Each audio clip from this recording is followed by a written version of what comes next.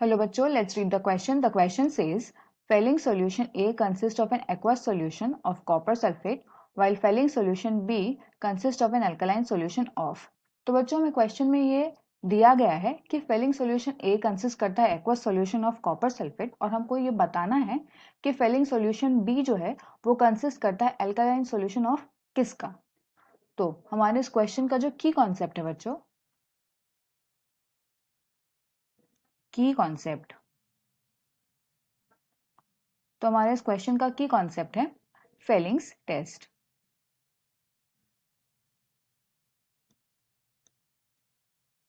Fehling's test. अब ये Fehling's test क्यों किया जाता है? तो ये फेलिंग्स टेस्ट किया जाता है to test for the presence of aldehyde. तो ये किसके लिए है?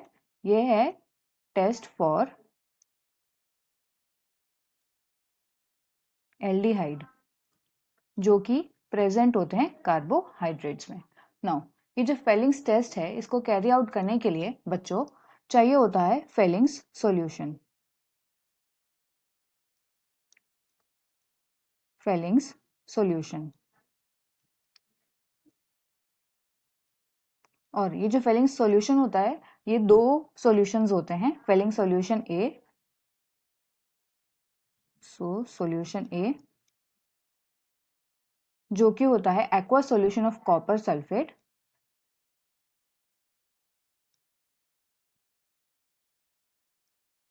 aqueous solution of copper sulfate and solution B,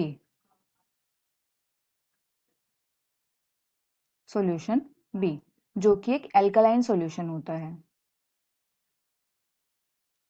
alkaline solution. अब क्योंकि ये एल्कलाइन सॉल्यूशन है तो ये बेसिक इन नेचर होगा, मतलब इसमें प्रेजेंट होंगे OH minus ions, hydro oxide ions present होंगे।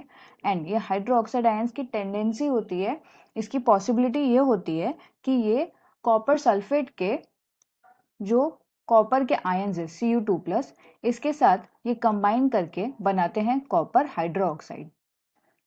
कॉपर हाइड्रोक्साइड, कॉपर हाइड्रोक्साइड का एक प्रेसिपिटेट बना लेते हैं ये।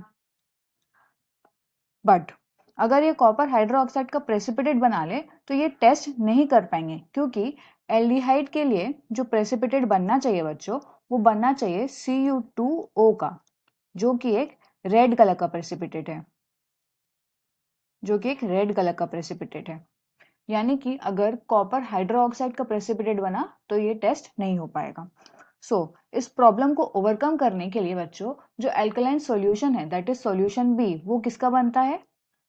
तो ये जो एल्कलाइन सॉल्यूशन है ये बनता है सोडियम पोटेशियम टार्टरेट का, सोडियम पोटेशियम टार्टरेट,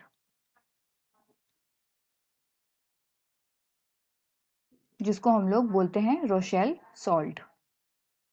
तो इसको रोशेल सॉल्ट के नाम से भी जाना जाता है। तो जब रोशेल सॉल्ट को ऐड करते हैं तो ये जो कॉपर हाइड्रोक्साइड का प्रेसिपिटेट है ये नहीं बनता, ये नहीं बनता, ये इसका फॉर्मेशन को रोक देता है।